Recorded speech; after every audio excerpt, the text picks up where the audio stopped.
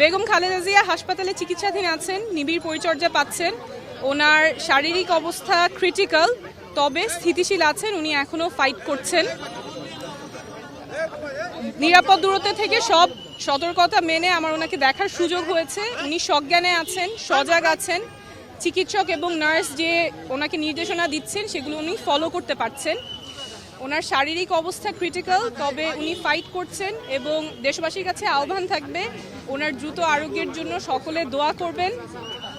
উনি দল মত সব কিছুর ঊর্ধ্বে উঠেই সবসময় ফাইট করেছেন, সহনশীলতার প্রতীক ছিলেন। আমরা এই মুহূর্তে চাবো যে সবাই দল মতের ঊর্ধ্বে উঠে, রাজনীতির ঊর্ধ্বে উঠে ওনার দ্রুত আরোগ্যের জন্য সকলে দোয়া করবেন। শিয়া বাটার ও ভিটামিনে সমৃদ্ধ লিলি বিউটি সোপ, তারুণ্যময় উজ্জ্বল ত্বকের জন্য।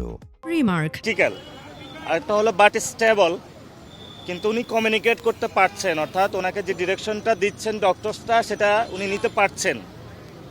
যদি তাহলে কি করব আমরা, আমাদের একমাত্র একটাই, সেটা হলো দোয়া ছাড়া আমাদের কাছে কোনো কিছু নেই এখন।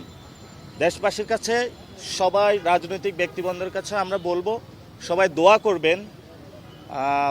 পরিস্থিতি সব মিলিয়ে আমরা যে খুব ভালো বলবো এমন না, তবে এখন আমাদের একটা উপায়, সেটা হলো দোয়া। এটা ছাড়া আর আমরা কি বলবো।